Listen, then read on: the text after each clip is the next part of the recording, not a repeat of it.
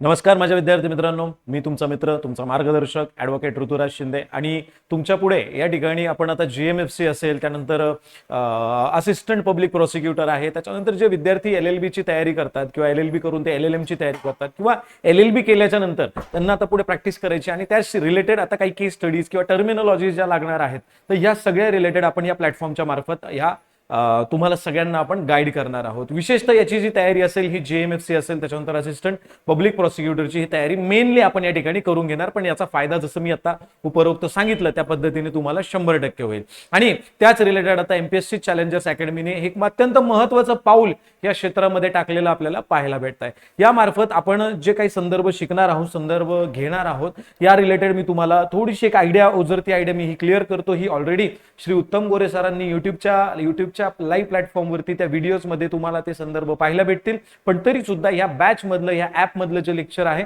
या रिलेटेड मी काही महत्त्वाचे मुद्दे हे तुम्हाला क्लिअर करू इच्छितो. सगळ्यात पहिल्यांदा मला ही जाणीव आहे, आम्हाला सगळ्यांनाही जाणीव आहे की आपलं जे एज्युकेशन झालेलं असतं हे एज्युकेशन हे जे काही लॉ स्टडीज असतात किंवा जे काही आपण प्रोफेशनल कोर्सेस असं संदर्भ घेतो, जनरली ह्या स्टडीज आपण इंग्लिशमध्येच केलेल्या असतात. For example me mechanical engineer आहे, पूर्ण स्टडी ही इंग्लिशमध्ये झालेली आहे. त्याच्यानंतर डॉक्टर्स असतात, त्याच्यानंतर MBA स्टुडंट्स वगैरे असतात, त्याच्यानंतर LLB का असणार, या सगळ्या स्टडीज ह्या जनरली इंग्लिश माध्यमामध्ये, इंग्लिश मीडियममध्ये आपण त्या केलेल्या असतात. बट स्टील महाराष्ट्रामध्ये राहतोय आणि महाराष्ट्राच्या लोकसेवा आयोगाच्या मार्फत या परीक्षा कंडक्ट केल्या जाणार आहेत हे नेहमी लक्षात ठेवून अलीकडचा जो GR आता मुख्यमंत्री साहेबांनी जो काढलेला आहे 2 दिवसापूर्वी, यामध्ये असं सांगण्यात आलंय की इथून पुढच्या महाराष्ट्र लोकसेवा आयोगाच्या आणि जेवढ्या केवढ्या एक्झाम या महाराष्ट्र सरकारच्या रिलेटेड ह्या कंडक्ट होणारे, पदांसाठी कंडक्ट होणारे, या सर्व परीक्षा या मराठीतून असणार आहेत.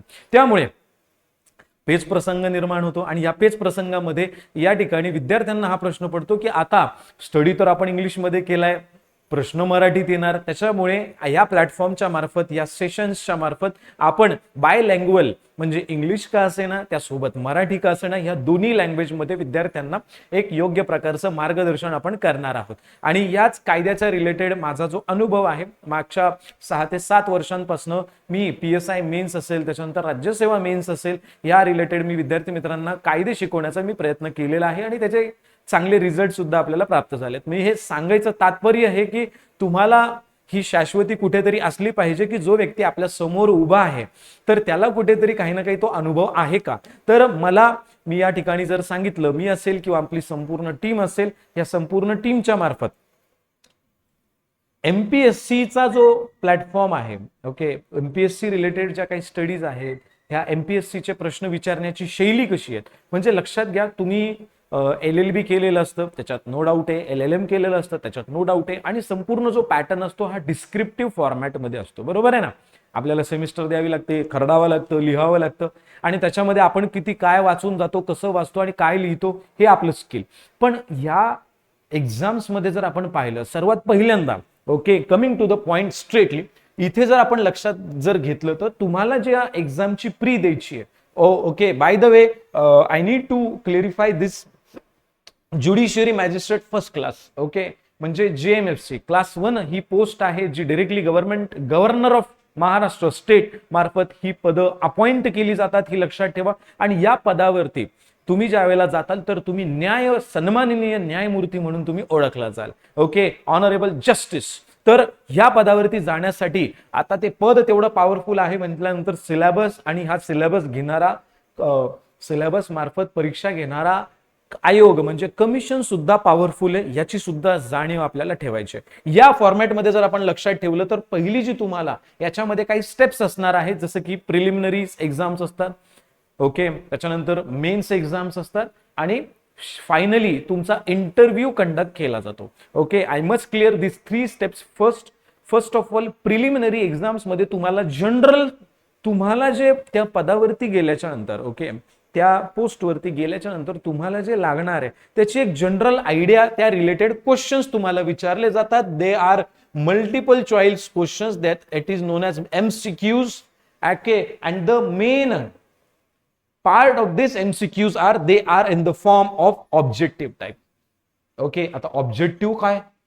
First of all, this is the question and objective म्हणजे या क्वेश्चन्सचे एमसीक्यूज, दॅट इज 1 2 3 4. लक्षात येत आहे? तर ह्या जो फॉर्मॅट आहे याला मल्टिपल चॉईस क्वेश्चन्स असं म्हणतात. मल्टिपल चॉईसेस क्वेश्चन्सच्या मल्टिपल चॉईसेस असे हे तुम्हाला पहिली प्रिलिमिनरी एक्झाम्स असेल, ज्याच्यावरती क्वेश्चन्स हे 100 असतील आणि मार्क सुद्धा 100 असतील, हे लक्षात ठेवा. मात्र त्याचा जो ड्युरेशन आहे हा 2 तासांचा ड्युरेशन आहे. ओके, हे नेहमी लक्षात ठेवा. म्हणजे ह्या इंट्रोडक्टरी लेक्चर मध्ये मला पहिले तुम्हाला हे सांगायचं की आपल्याला करायचं काय आहे, करायचं कशा पद्धतीने, काय करायचंय आणि मग कशा पद्धतीने त्याला करायचं हे मग आपल्याला लक्षात घ्यायचंय. ओके, तर हे लक्षात आलं का? आणि फर्स्ट ऑफ ऑल याला कोण कंडक्ट करणार आहे, तर दॅट इज महाराष्ट्र लोकसेवा आयोग. ओके, महाराष्ट्र जी स्टेट जी पब्लिक सर्व्हिस कमिशन असतं हे त्याला कंडक्ट करणार. आणि याचा एक पॅटर्न असतो क्वेश्चन्स विचारण्याचा.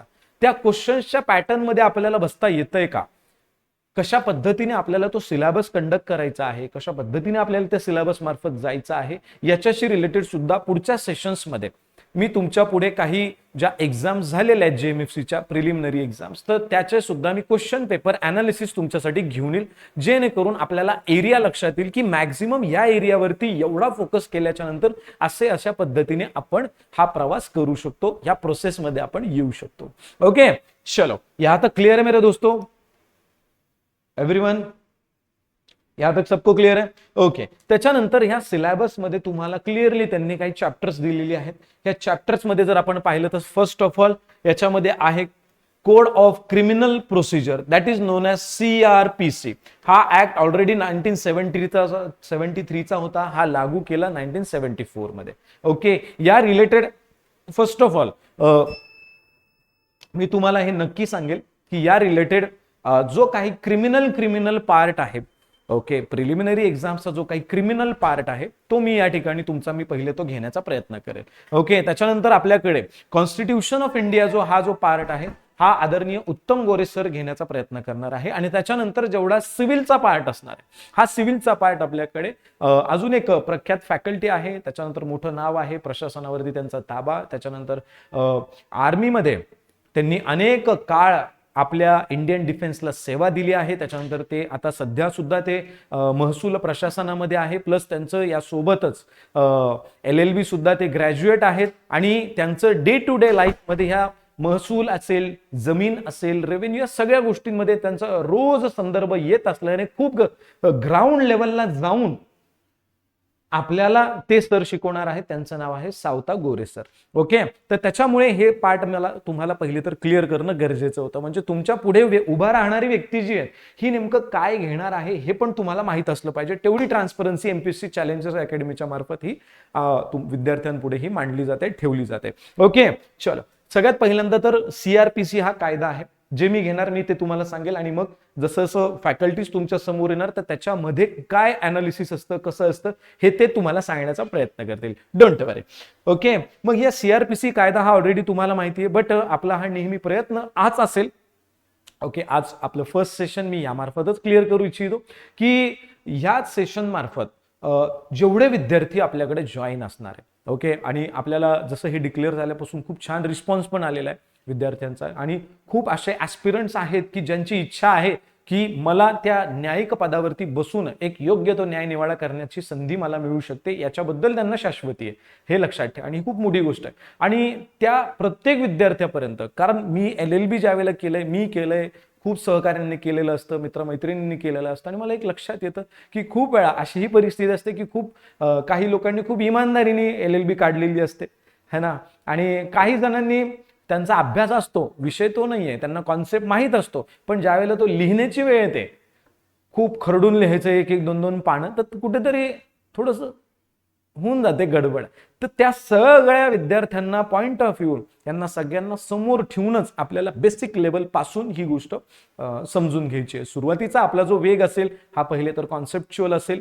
हा त्याच्यामुळे कॉन्सेप्च्युअल असल्यामुळे तो त्याचा थोडासा वेग हा म्हणजे गाडी कधीच डायरेक्ट अशी चालू चाबी लावल्या लावल्या 100वर कधीच जात नसते, याची जाणीव मला आहे. त्याच्यामुळे ती हळूहळू आपण ज्या वेळेला घेऊन जातो, पहिला गिअर, दुसरा गिअर, तिसरा गिअर, आणि मग ज्या वेळेला गाडी ट्रॅकवर येते, चांगली त्याला ऍक्सलरेशन मिळतं, तर त्यावेळेला आपण त्याची स्पीड चांगली वाढवतो. याच दृष्टिकोनातून आपले हे सेशन्स असणार आहे क्वालिटी बद्दल, आणि त्याच्यानंतर तुमचं जे आपली जी कन्सिस्टन्सी आहे, डेडिकेशन आहे, त्याच्याबद्दल तुम्हाला तक्रार करण्याची वेळ येणार नाही, एवढी आम्ही दखल घेऊ. आली तरी तुम्ही आमच्यासोबत एकदम स्पष्टपणे ट्रान्सपरंट एक वेने तुम्ही आमच्या पुढे ती गोष्ट मांडू शकता. ओके, चलो.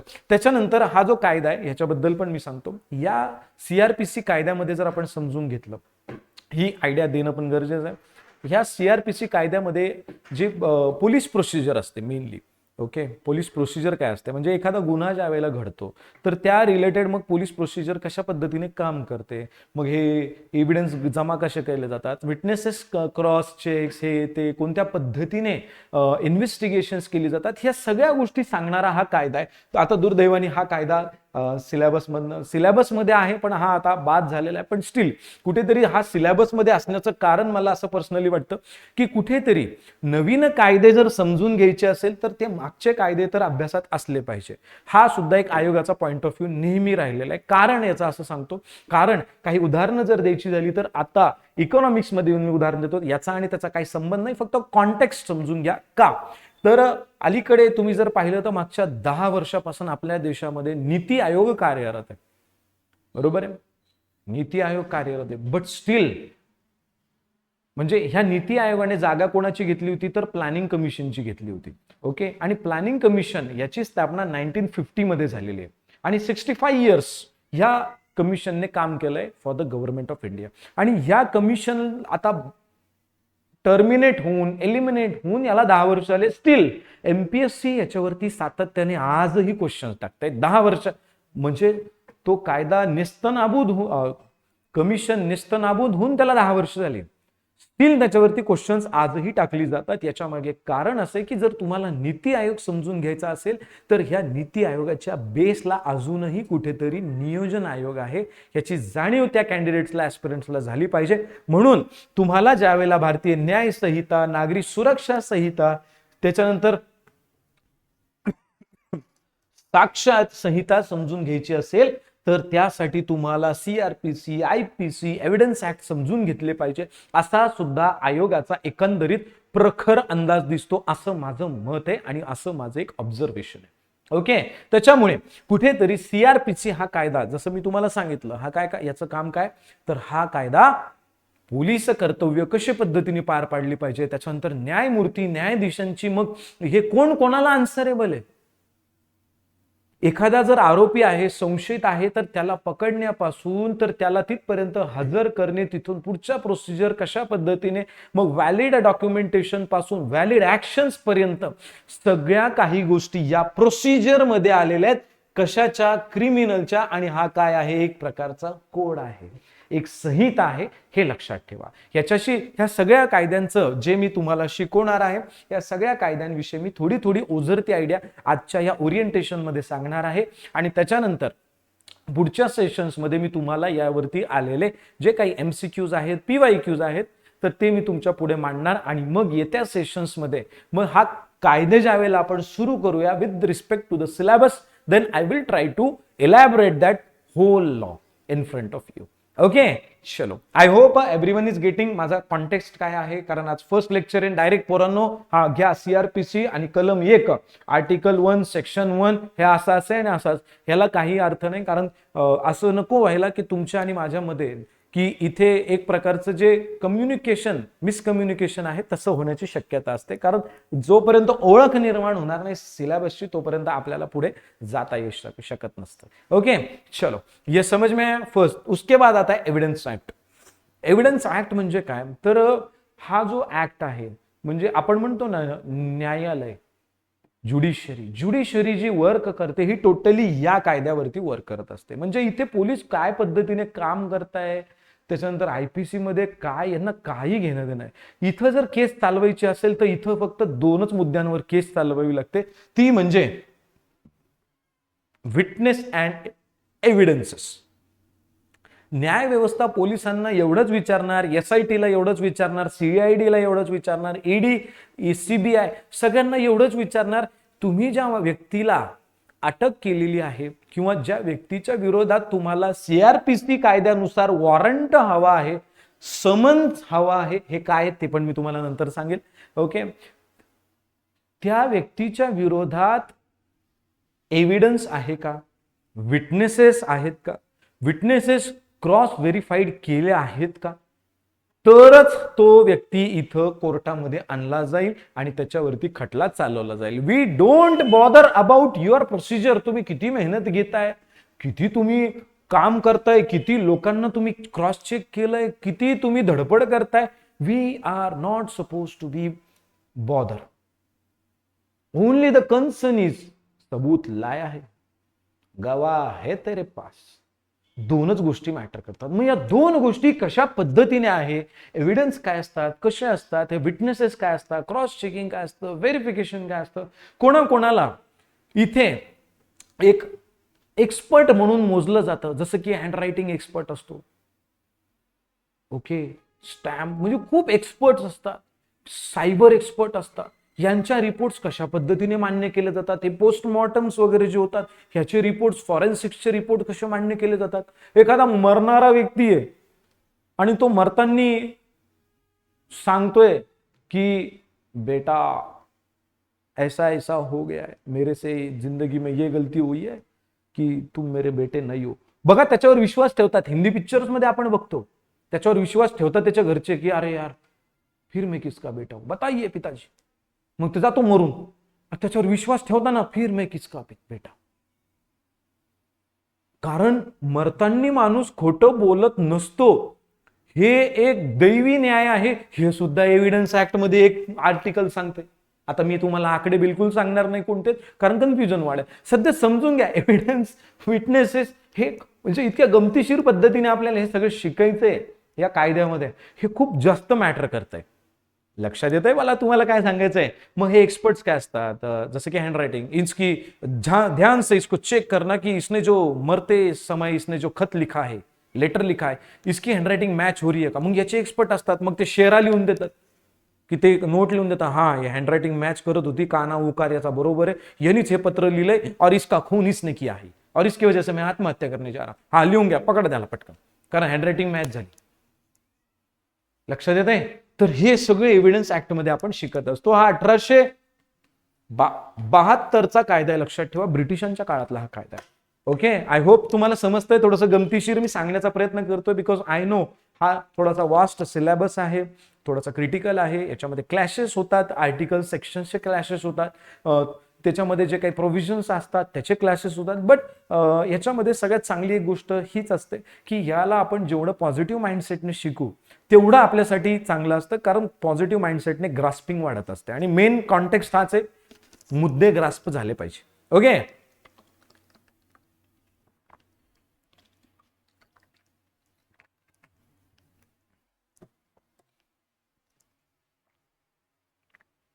CPC हा कायदा मी नाही शिकवणार. Transfer of property specific relief act हा पण नाही.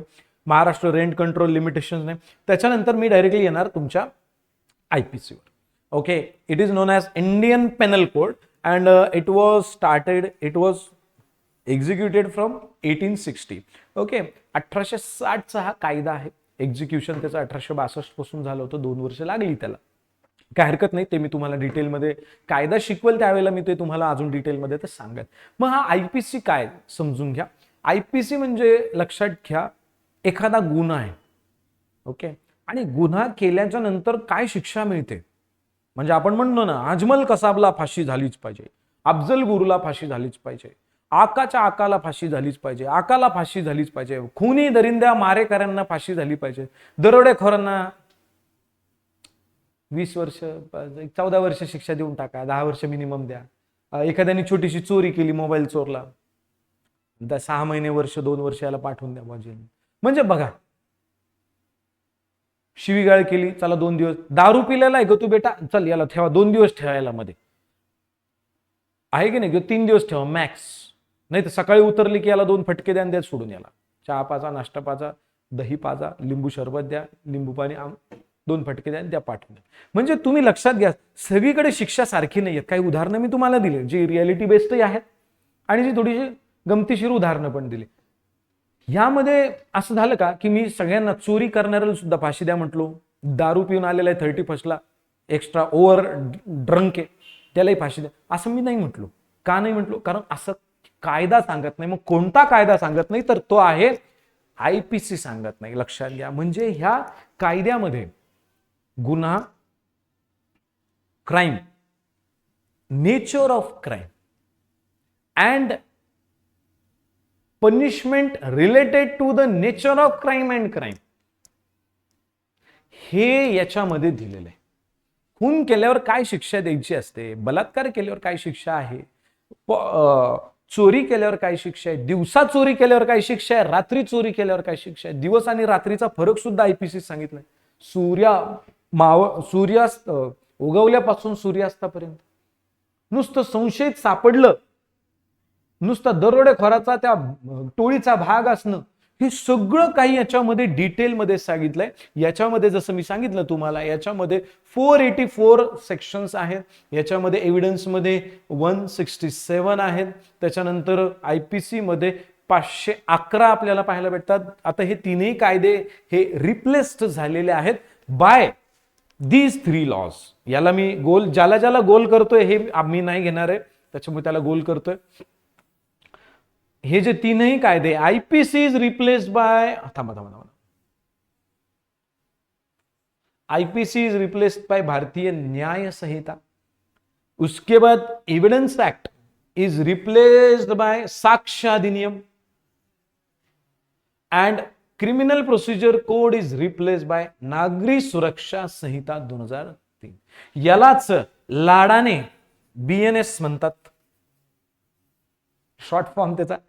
ओके, यालाच BSA पण म्हणतात आणि याला BNSS असं म्हणतात. ओके, जसं आपण याला IPC, CRPC, एव्हिडन्स ऍक्ट असं म्हटलो, इंडियन एव्हिडन्स ऍक्ट, तसंच याला BNS, BSA आणि BNSS असं याला तिघांना म्हटलं जातं. म्हणजे लक्षात घ्या, हे तीनही कायदे हे या कायद्यांनी रिप्लेस केलेले आपल्याला पाहायला भेटतात. मग हे कायदे कोणी मांडले, कोणाला, कोणत्या मिनिस्ट्रीला हे मांडण्याचा अधिकार जातो? मग याच्यामध्ये जर चेंजेस केले तर काय चेंजेस केले? मग याच्यामध्ये आर्टिकल्स बदललेत का? ओके, आर्टिकल्सचे नंबर बदलले का? फॉर एक्झाम्पल IPC मध्ये एक उदाहरण तुम्हाला देतो. IPC मध्ये खून जो होता, खून, मर्डर, कोणता मर्डर? खून ऍक्च्युअल, तुम्ही म्हणता मर्डर, तो कहो ना कहो तो नाही, इम्रान भाऊचा नाव आहे, हा वेगळा मर्डर, हा ऍक्च्युअल मर्डर. ह्यो मर्डर जो आहे, हा मर्डरचं जे आर्टिकल होतं, कलम होतं, ओके, तुम्ही आर्टिकल म्हणा, सेक्शन म्हणा, डझंट मॅटर, काय म्हणा काय, ओके, हे होतं 300 आणि या मर्डरसाठी जी शिक्षा होती, पनिशमेंट होती, ही होती 302 मध्ये, आर्टिकल 302. ह्याला रिप्लेस केलं. हेच खून 300तून काढून BNS मध्ये टाकला 100 मध्ये. किती मध्ये? 100 मध्ये.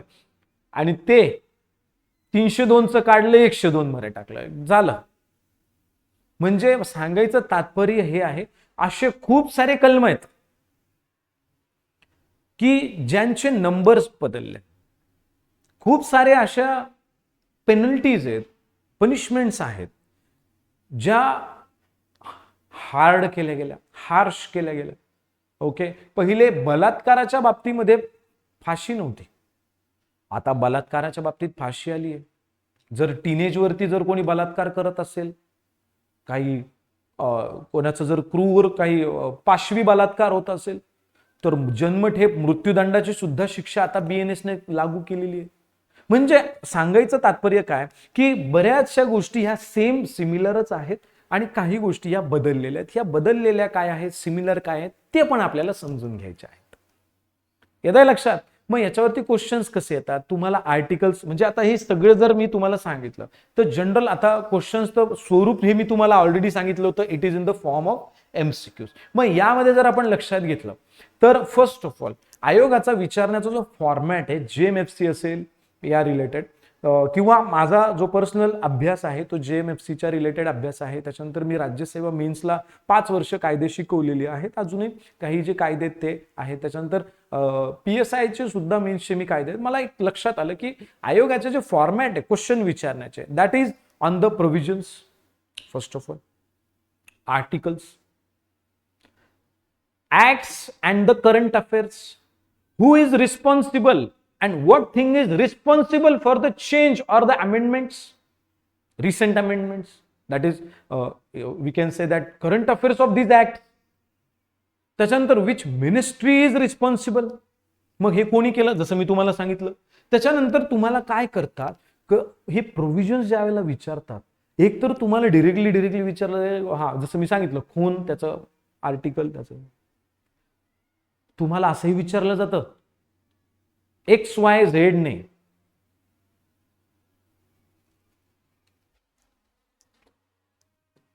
Let us consider some characters in this session. Okay. He is Dhondu.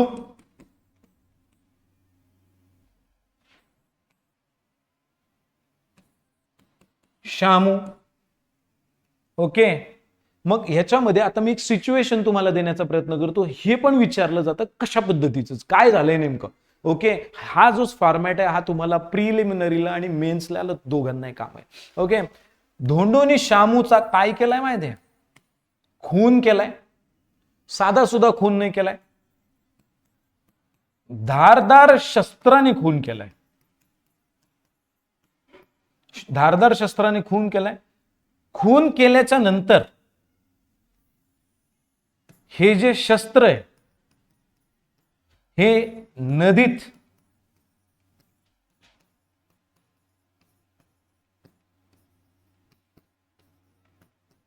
फेकून दिले.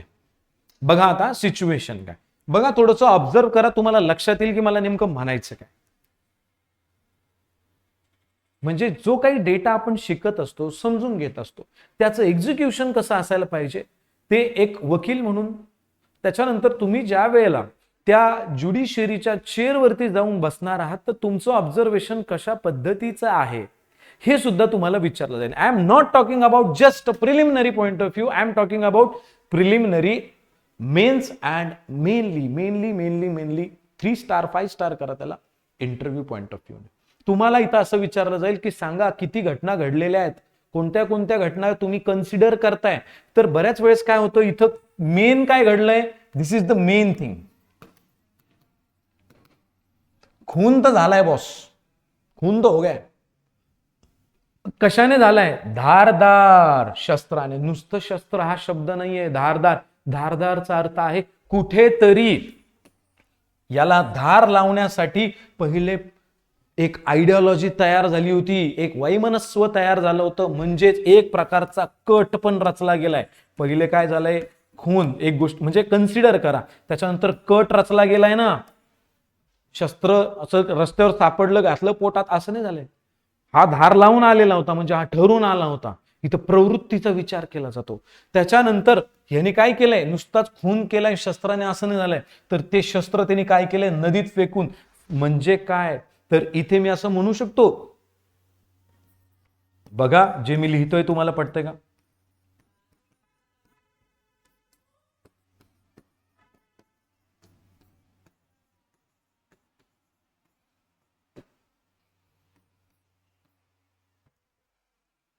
पटतंय का. म्हणजे तुमचं ऑब्झर्वेशन किती स्ट्रॉंग आहे हे यावरनं लक्षात येतं की तुम्ही अभ्यास कसा केलेला आहात आणि खरंच तुम्ही त्या पदावरती बसण्याच्या पात्र आहात का, हे ओव्हरऑल मला सांगायचं कर्तव्यच हे माझं. ओके, बघा क्लिअर इथपर्यंत. म्हणजे एक गोष्ट नाही घडली, इथे 3 गोष्टी घडल्यात आणि IPC मध्ये किंवा BNS मध्ये ह्या 3ही गोष्टींसाठी वेगवेगळे कलम लागू होतात. आणि जेवढ्या गोष्टी घडल्यात ह्या सगळ्या गोष्टी कन्सिडर करून तेवढे कलम तिथं टाकले जातात आणि केस स्ट्रॉंग बनवली जाते. आलंय लक्षात. कारण आपल्या इंडियन सिस्टीम मध्ये तुम्हाला सांगतो एक विषय असा आहे, इंडियन सिस्टीमची खासियत अशी आहे की first of all I may compare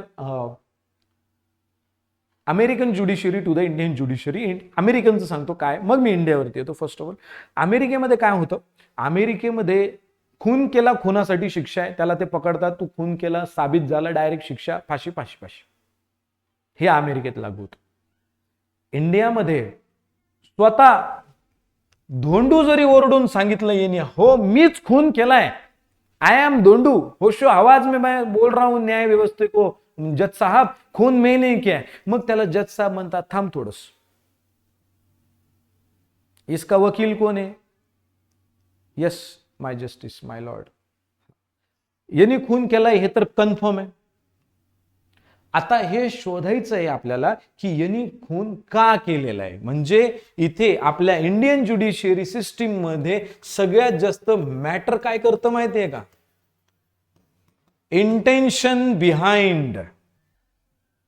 सगळ्यात महत्वाचा शब्द काय, मग इंटेन्शन काय, का यांनी धोंडूनी शामूला मारलंय, हे ज्या वेळेला प्रूफ होईल त्याच वेळेला हे ठरेल की हा धोंडू खरंच शिक्षेच्या पात्र आहे का, याला सोडून द्यायचंय. आता तुम्ही म्हणता सर खून तो हा केलाय, हा म्हणतोय मी खून केला, मग सोडून कसं द्यायचं, तुम्ही काही सांगता का आम्हाला, हे पाहता ऐका. आता just for your kind information, एक पार्ट आपल्या आयपीसी मध्ये असा सुद्धा आहे. ओके, आता आयपीसी बाद झालंय तो बीएनएसचं पण मी सांगतो. एक पार्ट याच्यामध्ये असा आहे की त्याला म्हटलं जातं सेल्फ डिफेन्स, आत्मसंरक्षणाचा अधिकार. आणि आत्मसंरक्षणाच्या अधिकारामध्ये स्वतःच्या जीवाचा किंवा इतरांच्या जीवाचा, स्वतःच्या प्रॉपर्टीचा किंवा इतरांच्या प्रॉपर्टीचा बचाव करत असताना, त्याला प्रोटेक्ट करत असताना जर एखाद्या कोणाचाही जीव चालला जातोय आपल्या हातातून, तर it couldn't be called as murder, it would be called as self defence. आता धोंडूनी काय केलंय, शामूचा खून केलाय, मेन गोष्ट काय घडली, खून केली. पण इथं जर धोंडूला हे प्रूफ करता आलं की पहिले तर काय झालं माय लॉर्ड, इथं शामू हा धारदार शस्त्र घेऊन माझ्या अंगावर आला होता, मी तर आपल्या घरात बसलेलो होतो, हा माझ्या अंगावर आला, माझा जीव वाचवण्यासाठी मी याच्या हातावर मारलं, चाकू खाली पडला, खाली पडल्यावर मी उचलला आणि याला मारून दिला. पण मला भीती वाटली साहेब की आता माझं कसं व्हायचं, म्हणून मी काय केलं तर हे जो चाकू आहे हा मी नदीत फेकून दिला, कारण मी खूप सामान्य व्यक्ती आहे, माझा कुठलाही क्रिमिनल रेकॉर्ड नाहीये, मी एक सोफिस्टिकेटेड एक कॉमन मॅन आहे, ज्याला समाजामध्ये इज्जत आहे, आणि मला कुठेतरी भीती वाटणं साहजिक आहे, माझा जीव घाबरणं साहजिक आहे. हे जर धोंडूच्या वकिलाला प्रूफ करता आलं की शामू हा ऑलरेडी क्रिमिनल होता, याच्यावरती ऑलरेडी 6-7 हाफ मर्डरच्या केसेस आहेत, जमीन ग्रॅबिंगच्या, विनयभंगाच्या केसेस आहे, आणि या पॉइंट ऑफ व्ह्यूने ह्याची काय गॅरंटी की हा याला मारायला जाऊ शकत नव्हता, कारण हा ऑलरेडी क्रिमिनल आहे, हा नाहीये. मग इथं हा सेल्फ डिफेन्सचा अधिकार लागू होतो.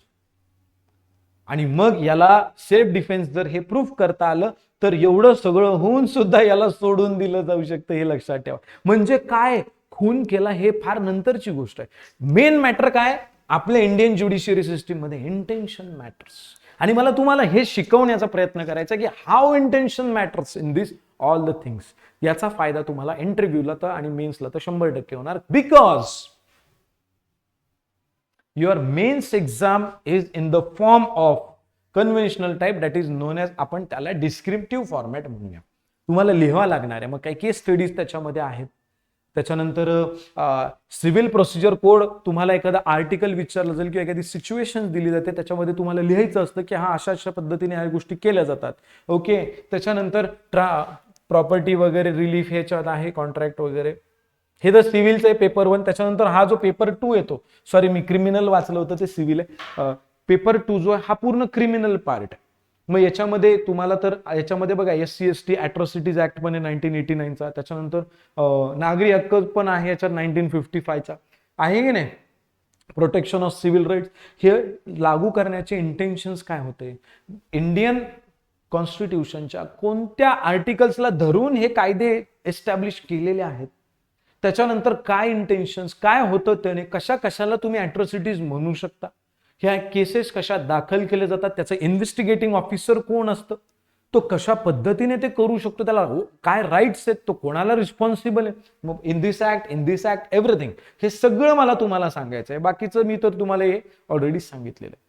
आणि बाकीचे जे संदर्भ आहेत हे मी तुम्हाला ज्या वेळेला मी चॅप्टर सांगण्याचा प्रयत्न करेल त्यावेळेला मी तुम्हाला हे डिटेलमध्ये सांगेल. प्लस तत्पूर्वी पुढच्या सेशन्समध्ये मला तुम्हाला काही PYQs मी तुमच्या समोर घेऊन येणार आहे with related to preliminary exams, आणि त्या फॉर्मॅटमध्ये आपण त्याची तयारी करण्याचा प्रयत्न करू. आणि मग ज्यावेळेला आपण मेन्सचा पार्ट सुरू करू, ओके, त्या मेन्सच्या पार्टमध्ये मग मेन्सचे जे क्वेश्चन्स वगैरे जे असतील हे मी तुमच्या समोर आहे. म्हणजे इंटेन्शन हे आहे स्टेप बाय स्टेप मला तुम्हाला ह्या सगळ्या गोष्टी देण्याचा प्रयत्न करायचा आहे. मी स्टेप बाय स्टेप का रिपीट करतोय हा वर्ड, कारण तुम्हालाही माहिती आहे, तुम्ही ऑलरेडी डिग्री होल्डर आहात, हे तुम्हालाही माहिती आहे की याच्यामध्ये आर्टिकल्स, सब आर्टिकल्स, त्याचे प्रोव्हिजन्स, त्याचे अपवाद, एक्सेप्शन्स खूप जास्त असल्याने सगळीच जर मी खिचडी आजच करून बसलो किंवा काही सेशनमध्ये सगळी जर खिचडी करून बसलो तर ते फार चवीला खराब लागेल.